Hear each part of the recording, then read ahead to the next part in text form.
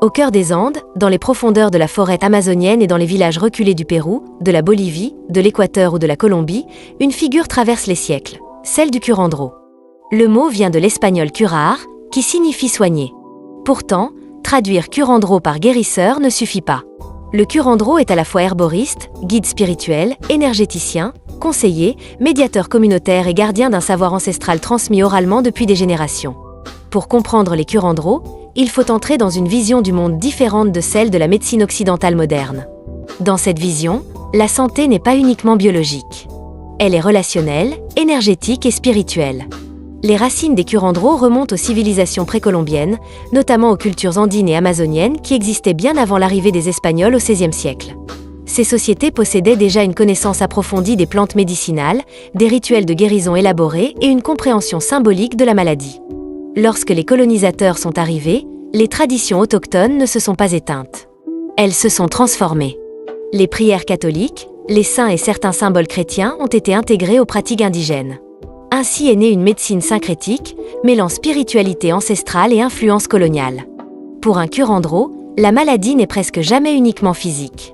Elle peut provenir d'un déséquilibre énergétique, d'un traumatisme émotionnel, d'un conflit familial, d'une rupture avec la nature ou même d'une perte d'âme. L'être humain est perçu comme composé de plusieurs dimensions, le corps physique, le corps émotionnel, le corps énergétique et le corps spirituel. La santé dépend de l'harmonie entre ces plans. Guérir ne signifie donc pas seulement supprimer un symptôme. Il s'agit de restaurer un équilibre global. Dans de nombreuses régions rurales d'Amérique du Sud, le curandero joue un rôle central. Il est souvent le principal référent en matière de santé, mais aussi un conseiller spirituel et un médiateur social. Il incarne la continuité culturelle et la mémoire vivante d'un peuple. Devenir curandero n'est pas un choix anodin. La vocation apparaît souvent à la suite d'un rêve initiatique, d'une maladie grave suivie d'une guérison inexpliquée, d'une transmission familiale ou d'une expérience spirituelle intense. L'apprentissage peut durer de nombreuses années et inclut l'étude des plantes, la pratique des rituels et l'apprentissage des chants sacrés. Les plantes occupent une place centrale dans cette médecine.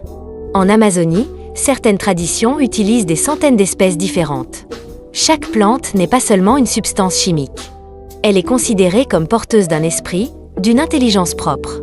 Certaines plantes sont utilisées pour soigner le corps, d'autres pour purifier l'énergie ou accompagner des états de conscience élargis. Le palo santo, par exemple, est brûlé pour nettoyer les énergies stagnantes. La muna est employée pour les troubles digestifs.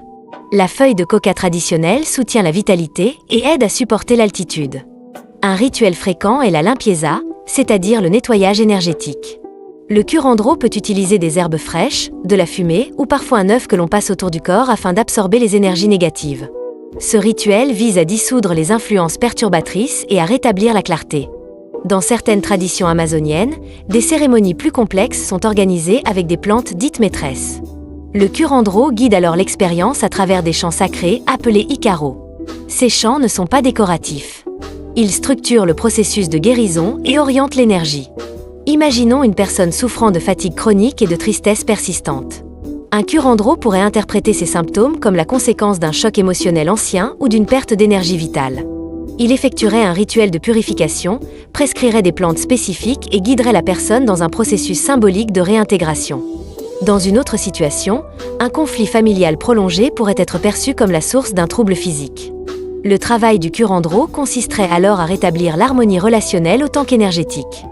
Dans cette vision, la nature n'est jamais un simple décor. Elle est vivante et consciente. La forêt amazonienne est perçue comme une immense pharmacie, mais aussi comme une entité sacrée. Dans les Andes, on rend hommage à la Pachamama, la terre-mère, par des offrandes et des rituels de gratitude. La guérison implique une relation. Relation à soi, aux autres, aux ancêtres et à la terre.